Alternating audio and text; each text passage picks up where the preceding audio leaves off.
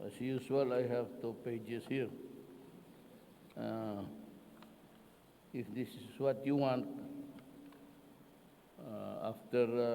just give me about 2 minutes and we can go home. There's a typhoon coming. Former President Gloria Macapagal-Arroyo, Trade and Industry Secretary Ramon Lopez, Presidential Advisor for Entrepreneurship Joy Concepcion, Representatives Peter Unabia and other honorable members of the House of Representatives, members of the Micro, Small, and Medium Enterprise Development Council, my fellow workers in government, mga kababayan. I will just veer off a little from my prepared speech. Anyway, hindi naman ito talaga akin. Sinulat lang para sa akin.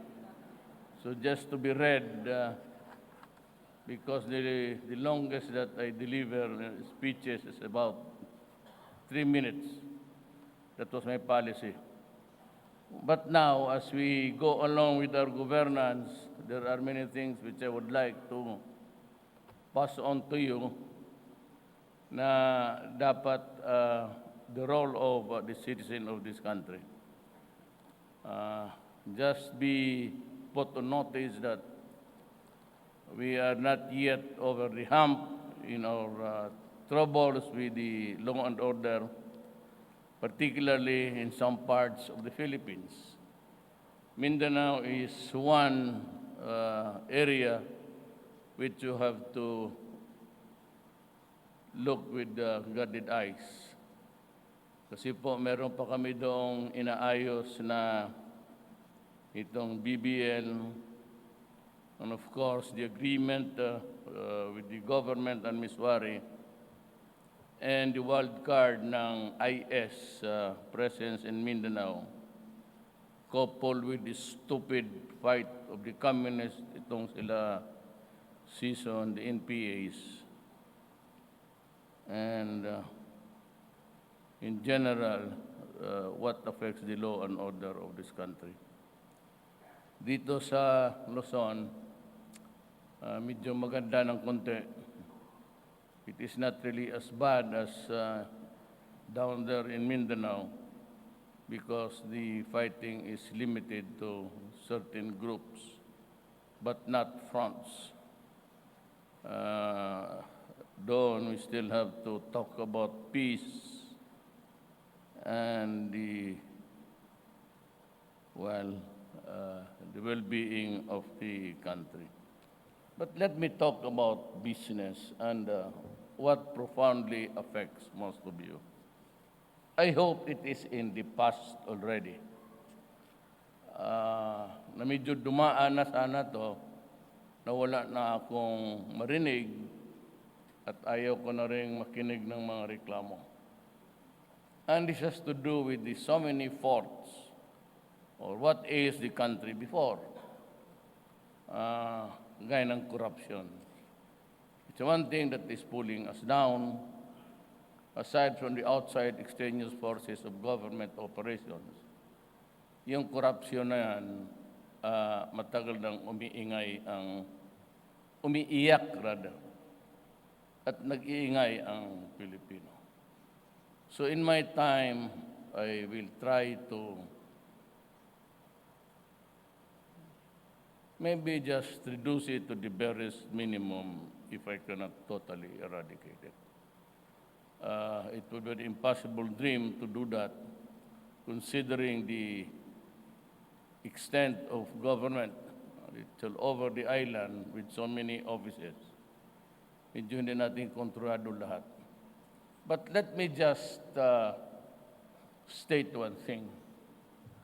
If you guys do not learn to be assertive and stand for your own right,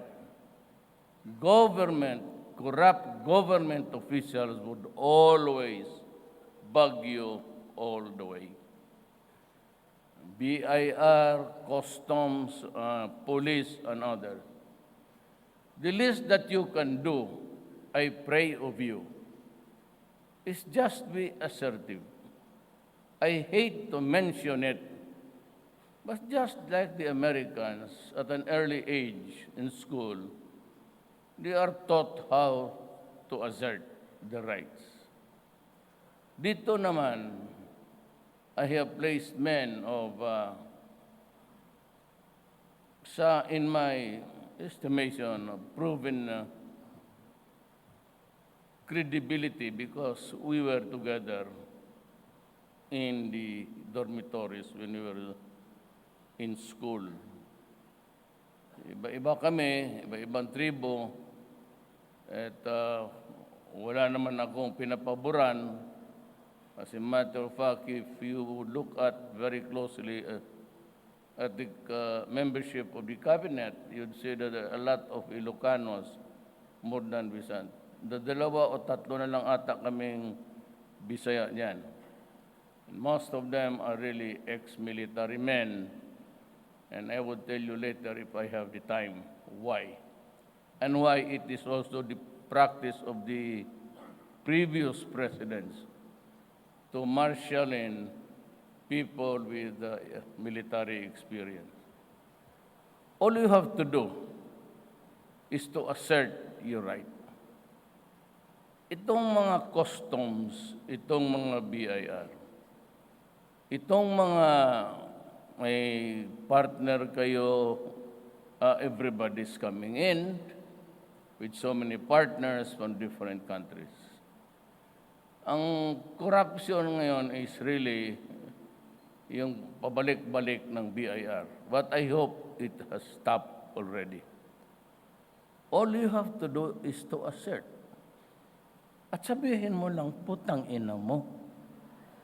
Bumabayad ako ng, truly, buwis ko. Sabi ni Duterte, bayaran ko lang yung tama. I will not ask for less or more. Just bill me the correct amount, and I am freed of the purgatory of the BIR. Yan lang. And if you think that you are aggrieved, sinasabi ko naman sa inyo, and sometimes it is misconstrued, like for example, yung frigate ng Navy, talagang kanila man yun, wala pa kami, and yet this one senator who wants to be pansin, ano-ano siya, kung ano-ano pinagtatanong, pinapatawag yung mga taga-Malacanang. In the process, he popularized the name of Go. And now is nobody stopping Go from going full blast in his dream to be a senator.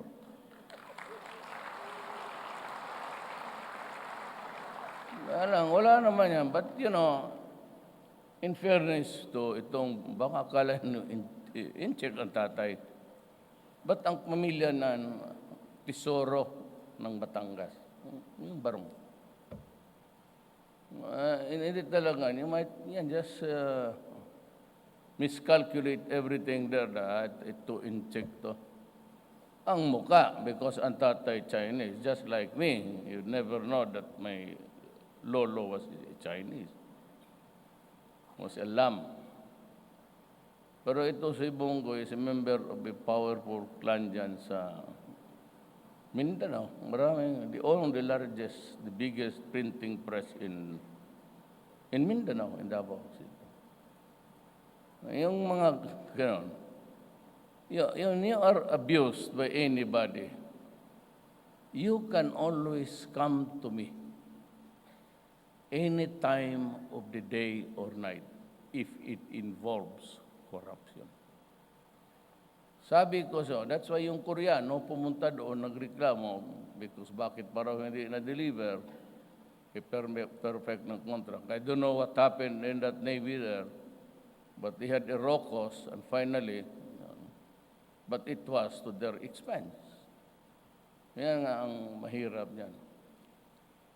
You have to be very careful about attributing, because not all people are of your kind.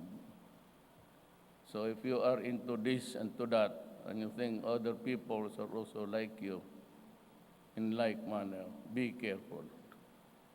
Because there are persons who are really honest and behave in their lives. So, yung immigration, hininto ko na yan sila. Because of the many incidents, yung lapitan yung mga transient visitors, could be here in Clark, it could be somewhere else.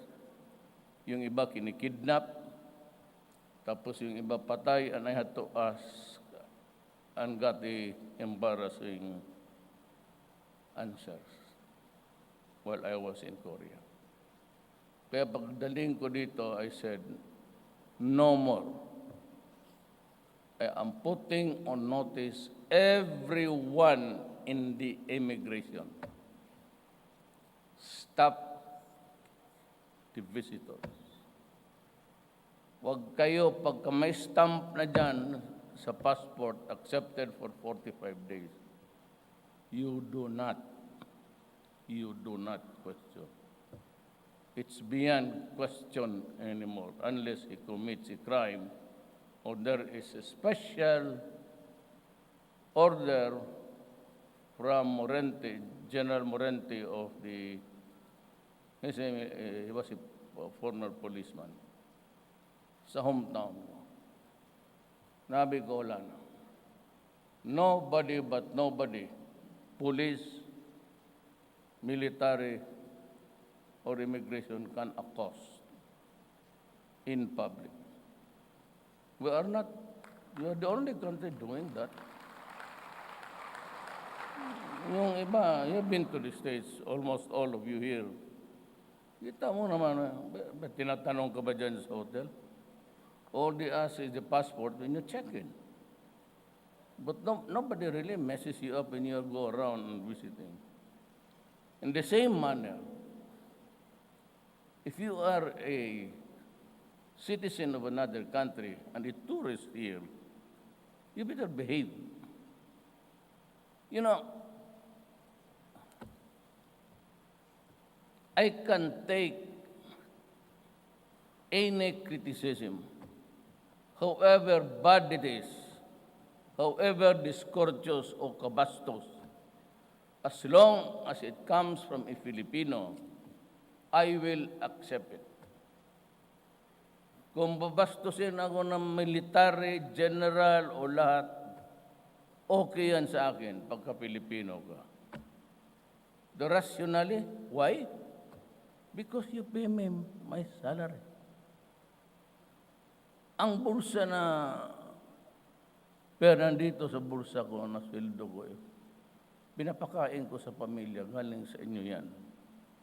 So if you begin to attack me, because I am not credible, or I am incompetent, or I have fallen short of my promise to you, then by all means do it. But do not give me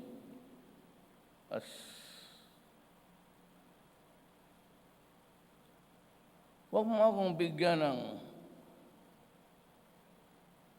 turista ka dito, then you come here under the cloak of what? The religion, and start to blabber your mouth and attack us. Mga gago kayong mga... Who gave you that right to do it in my country? I am not doing it to you. We are not doing it because we are afraid of going to prison. But ito silang, they consider themselves a class by themselves. Okay sa akin yan. You are a Filipino, fine. But do not ever include CAD in your platform to attack me. You know why? There is a whale of difference when it comes to governance. There is a separation of power between any church and state. Huwag mong isali ang Diyos mo doon sa platform of your criticism on your attack. Because when I answer, pagka sinabi mo sa issue, sinali mo ang Diyos, putang ina, patay ang Diyos na. I have the right to answer. There is a separation of powers. Why are you fucking the name of the Lord against me? So pagsagot ko, since ang forefront mo, Diyos, bakit ka maghinakit kayong sabihin ko? Because I am now forced to recreate a design of my God na hindi ko magawa ng ganon. Ang Diyos ko forgiving, ang Diyos ko hindi bastos, ang Diyos ko hindi nagmumura. As a matter of fact, ang Diyos ko walang sinasabi except the Ten Commandments. Wala siyang... And then when you use God to say that I'll go to hell, you know, my God never created hell. Because if He created hell, He must be a stupid God. My God is not stupid to create man just to burn him in hell. Hindi ako naniniwala ng gano'n. I do not believe in heaven. Because if I do, only a fraction of you in this crowd will ever enter heaven. All of us, makita ko, lalo na yung mga tag-dalawang asawa dito, tag-tatatlo, mga playboy, lahat man tayo sa impyerno makita. That is fiction. Sabi ko nga, give me a religious guy na nakapunta anywhere, north, south, west. But when you take a picture of Mother Earth from above, there is no more northwest, southwest. O saan yung Diyos na yan? Of the billions and billions and trillions and billions of people who have sojourned in this planet, wala namang nakabalik dito, may sinabi na may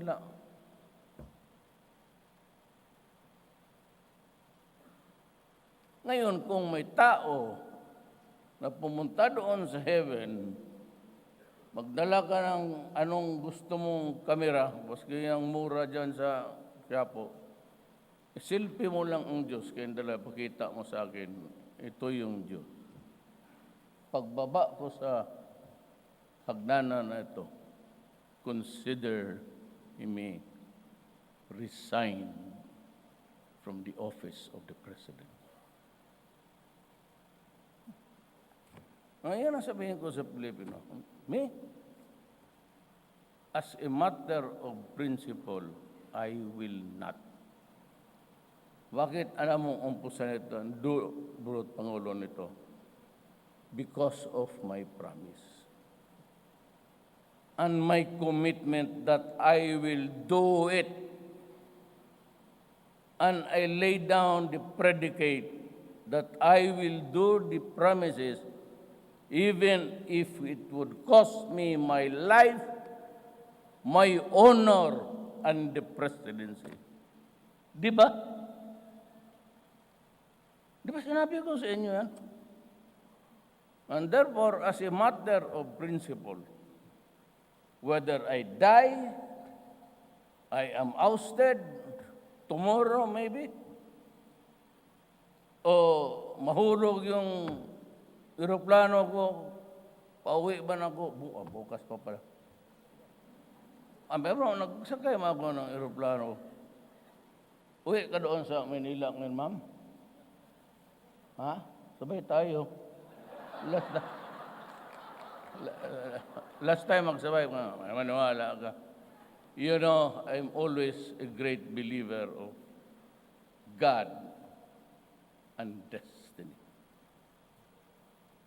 Huwag mo akong takutin na gano'n, na patayin mo ako ng firing squad. You will cut my head off. Cut my head off. Barilan muna tayo. Bakit ako magpakat ng head? Pero as a matter of principle, even if I lose my honor and the presidency, I will not apologize. Not a bit. Sinabi ko yan. I'll stop corruption.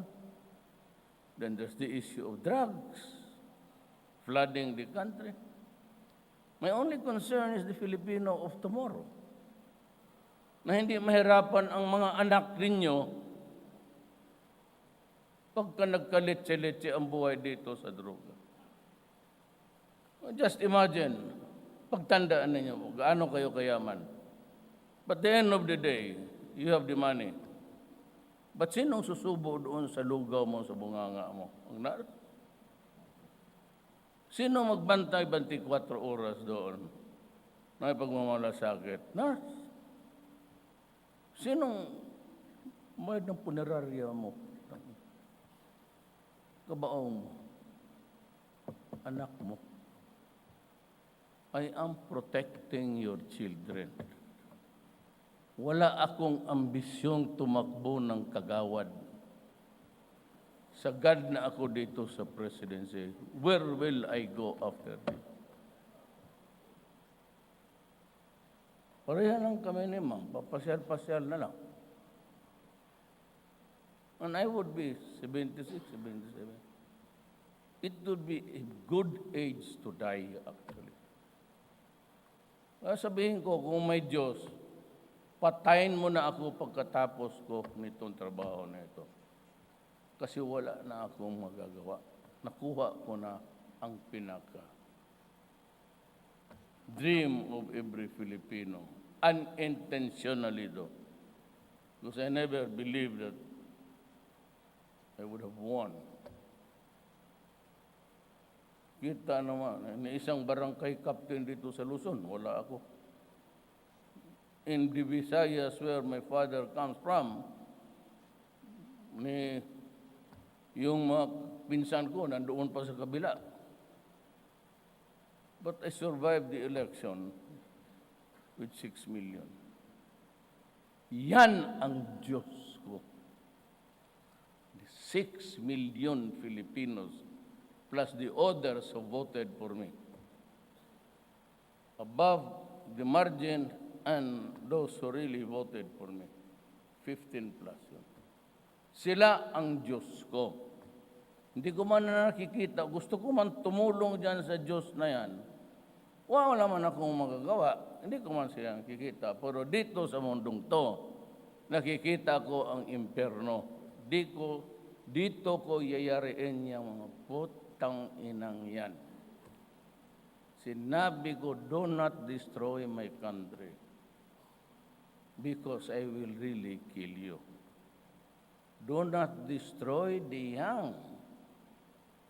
Our children, kaya lang inaasahan namin, pagtanda namin, hindi kami makakontrata ng,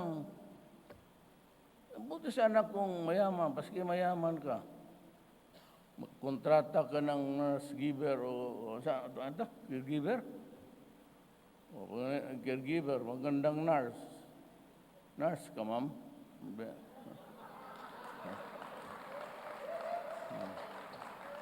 Ikaw, ma'am. Just joking. Kung nurse ka, at ako I am in the process of decay, because terminal na ako. Yung gas mong magandang binabayaran mo, masabihan mo kaya nga nurse, kindly embrace me and kiss me passionately. Sabihin ng nurse, sir, why don't you just go ahead and You know, try to end your life. Your time is up.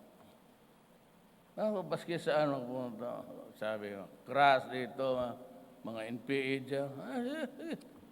So, ang inang yan. Yan ang... So itong sa... Balik tayo dito sa gobyerno, custom, Sid La Peña also was once upon a time my chief of police. Lahat yan sila halos. Dumaan, sila Lorenzana, sila si Jagger, because I was mayor for the longest time, 23 years. Siguro namura kami ni Mama, ako 2 beses. Yung sunod-sunod yung bombing sa Davao. President Arroyo came in on the first, very early morning. Wala pa kaming, at least nakahilampos ako, nakatoothbrush, nagkakargol, pero nakatikim rin kami ng mura ng... That's why Task Force Davao was born. So, papalit-palit yung mga, halos na... Every military man who sojourned in Mindanao became my fast friends. Palabarkada ako sa inom, kaya wala na nga. Pero kung sabihin mo na, magka sinabi ko na ayaw ko. Sabi ko dyan sa Customs, BIR, pag mayroon na kayong nabayad, ganoon mo lang. Pag mayroong ahente doon punta sa mga, ganunin mo, mga ng baril, ikak mo sa ulo, kainin mo o hindi. Pag hindi mo kainin ito, paputok, pasabugin ko yung utak mo. Sige. Kainin yan. Sigurado. Yan ang pangdisiplina mo. Baski sino. I want corruption to stop altogether. Hindi ko man makonfront isa-isa. Ako mag-confront. Yung gwardiya na for the first time, nakakita sila ng tao na binugbog ng presidente. Straight pa yung sugat ko. This was his last. For the first time, nakita nila na may pinapatay na tao dyan sa manood kayo, putang inan to. Gato. First lesson, bugbugin mo. Sipain mo. Second, sabi ko, pera, bigyan mo ang pera. Bigyan sila pera. Binuksan kong bunganga. Pinasok ko. Kainin mo. Putang ina ka, kainin mo. Tapon kita dyan sa Pasig. Pangatlo, sabi niya na, Presidente, huwag mo akong tawagin Presidente, Mayor. Masyadong maawa ka sa akin kay may diabetes ako. May diabetes ka. Yung kape dyan, yung condiments, yung may mga kapalibot, may malaki yung sugar. Huwag gusahin.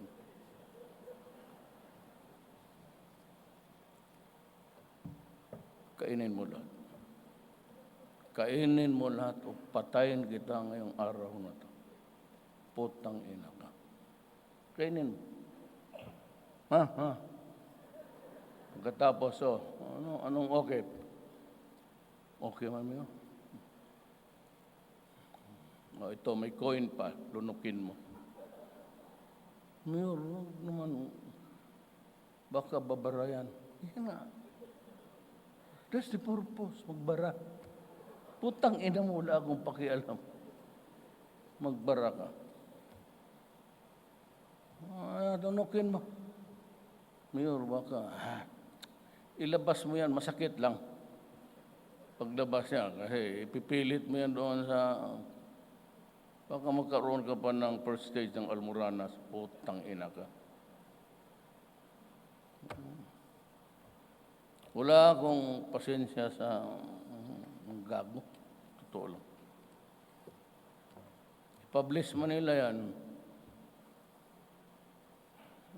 Itong kikinig dito ngayon, lalo na EBS. Inquirer, walang bayad-bayad. Mga Inquirer, 50 years ang lease. After 50 years, walang renewal. And the property already returned to the government's assets. Ang Inquirer, they continued to collect for another 50. They never returned the money. And it's serious. Ang plunder kasi one transaction. Baski na more than 50, ang threshold is 50, but more than one transaction. Pero itong kolekta mo all these years, ng Prieto, pati Donut, that is plunder. Now, you want to see a rich person go to prison for plunder, they will go to prison. We will pay for our sins, the rich and the poor. At baka ako kung magkakaso. Kung matuloy ang International Court. Ang akin lang man dyan, that just guarantee me the visitation rights. Alam mong visitation rights, yung conjugal visits. For as long I have the conjugal visits, on every day, wala na kaya. Baski twice a week, okay na yan. Wala ang problema dyan. And all the while, when they publish about you, about their mom, editorialized, we are pictures to be the demons of the Republic, that we were stealing left and right. For your information, mga Prieto, walang transaction sa gobyerno na umaabot sa table ko, either the night table in my room or yung table ko sa Malacanang. Walang dumadating. All transactions, whether Clark, whether a new artery railroad, it begins and ends with Tugade, with Dominguez, and everybody else. Ito kay Ramon. I do not even talk to him outside of the office about what I promised, sabi ko, that I'd look for funding because ang desire ko, it's a good start actually. But it would be good for the nation if we can raise the middle class. Importante ang middle class. But people should be educated. So I'm happy with the free education. Kasi yan lang ang pag-asa na they can go out of the blighted areas. Sabi ko, ayaw ninyo mag-aral, maggago kayo, hindi kayo lalabas dito. You will forever stay here with your children and your grandchildren and the children of your children. So that is why it's important. Maybe inuna ko lang yung defense because I said I see dark clouds ahead. So inuna ko muna yung matters that would make us strong. But maybe next year I will pour more sa SME para sa mga nila. Pero panagay ko, hindi naman kayo kailangan. I'm talking to the wrong crowd actually. Mukhang, hindi naman kayo, hindi nyo kailangan. Tinitignan ko yung mga relo ninyo po. Polo Rolex one, pati ano. Hindi ano yan. Yung middle class, yun ang gusto kong hilain. Kaya ang gusto kong patayin, ang gusto ko talagang patayin, if God will give me at least more years if I can finish my term, itong 5-6. Ayaw ko lang magmukhang kawawa, kunwari. Ba't ang nanay kong maestra, 5-6? And that was long time ago. Anak ako ng mahirap. Believe me. Noon pa, 5-6 na ang nanay. Yun talaga, that is my burning desire. Either I stop the 5-6 or I will stop the collectors. Ganun lang yan. Kaya ganito yan sa Davao. Maghiram sila ng pera. How much?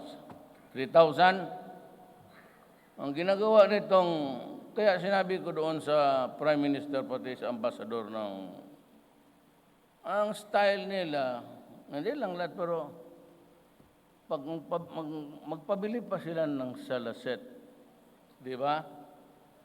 Dagdagan pa nila ng refrigerator. Ipagbili sa iyo yan, mahal, sige ka bayad. Yung binabayad mo sa unggoy, ibabayad niya, kumikita pa siya.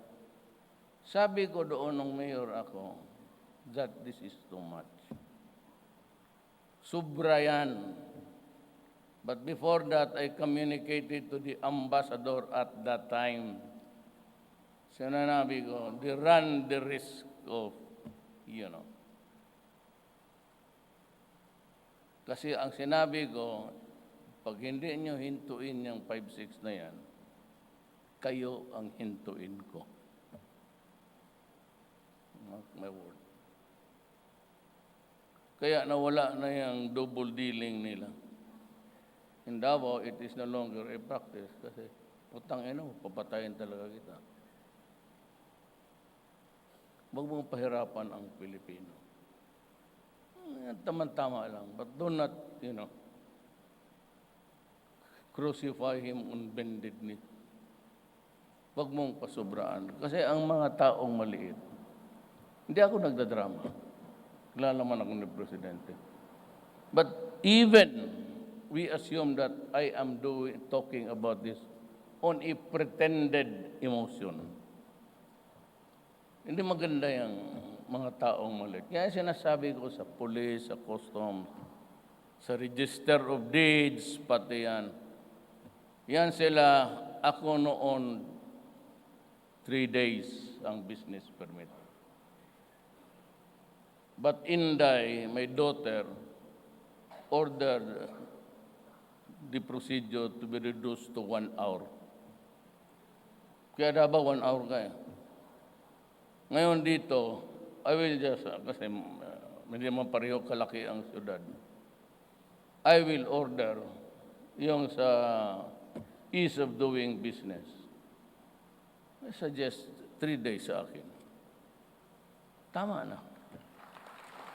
Kasi pag ganito yan, si Sai, I'll mention him now, Undersecretary ng Labor.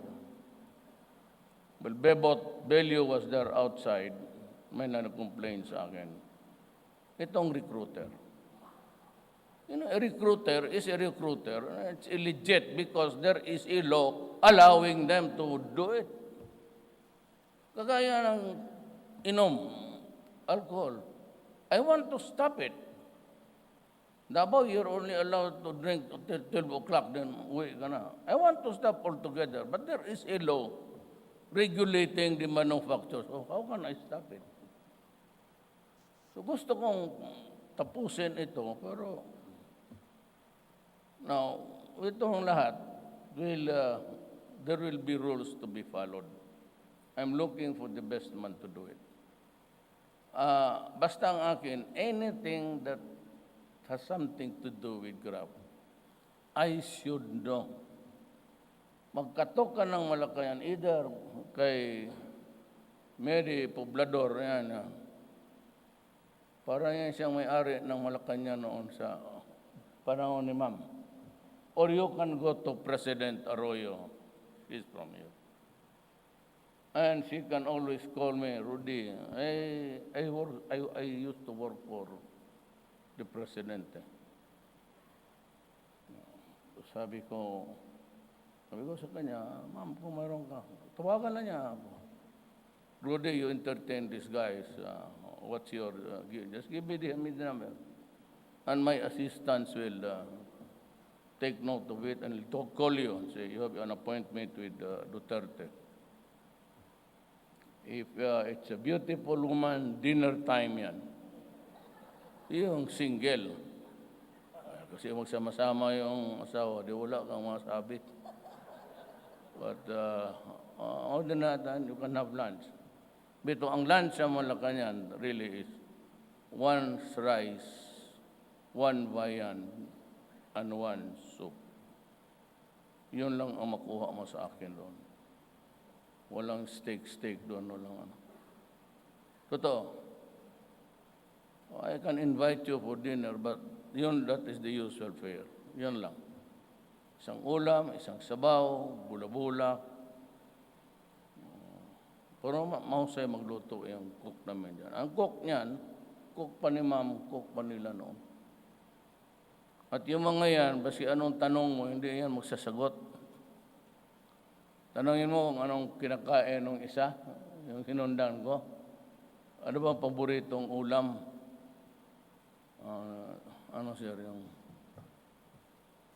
sabi, ano man sir, parang iskabitse. Hindi yung ulam pagkain, yung ulam ba, babae, sino yung paborito niya dito? Magtawa lang. Mag-smile lang yan. Totoo. Pati ito mga gwardya, paikot-ikot mo lang yan sila. There's no such thing as loyalty na kunin mo yan. Yan lahat sila sa tour of duty yan. All soldiers will pass by PSG.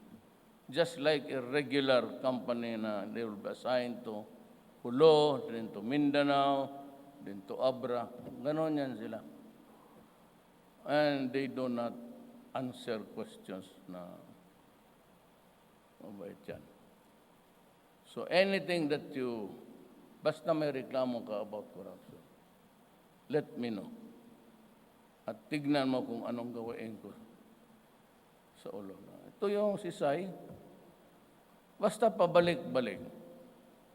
Mayor ako Mayor ako for 22 years. Huwag mo akong putang inang bulahin. Masasampal talaga kita. Ayan, papunta doon. Tapos pabalikin. Tapos may kulang na naman. Tapos, nakita ko how many times. 7 times sinabalik na yung babae. Nagbigay na ng tinawagan ko si Senator Bong. So tawagan mo putang ina, sabihin mo, he's fired. Diretso ako. Pero wala nang newspaper. Malaman mo na lang kasi wala na. Hindi ako nagpa-press ko na I fired. Wala. Palisin. Ganon ako. Ako may ganon ka rito. Either local or pag local, tawagin ko yung mayor. At sabihin ko sa kanya, what is this fucking thing about your office? Yan lang ang magawa ko para sa inyo. Because I said corruption. It does not exclude local government. Yan ang garantiya ko. Basta pabalikin ka. Ang order ko is you submit. Give him the shopping list. Produce this one. Pag-produce niyan, if it is submitted to the office, do not add, do not take away something from it. That's final. Ngayon, kung wala, sabi mo, walang ano, sir, then answer to me, bakit hindi mo nilista doon sa original requirement? Ilagay mo na lahat doon para isang balikan lang, bigyan mo siyang copy, ay card, come back next week or 2 weeks from now, at Thursday, July, at 4 o'clock, bigay mo yung papel. Ganon lang to cure di ano. Tawagin mo talaga. Baski sino dyan? Baski Tigalinis ng Luneta Plaza. Come. Halika dito sa practice room ko. Pag maghingi ng pera, pakainin natin ng pera. Pag nagbubugbog, pulis, adi bugbugin din natin. Wala bang problema yan? Ganun lang yan. Pag magalit, habunin mo ng barilan. Ikaw, anong gusto mo? Ikaw. Ikaw yung naghahanap ng he who is the cause of the cause is the cause of the all. So, wag mo akong sisihin, let's check ka, kung ikaw ang nag-create sa problema. Yan ang rules sa gobyerno ngayon. Maraming salamat po.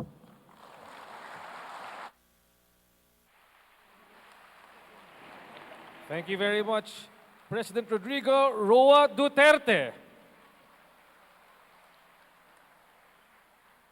May we kindly request President Duterte to remain on stage for the photo opportunity, and may we please request the first batch of the National MSME Development Council to join the President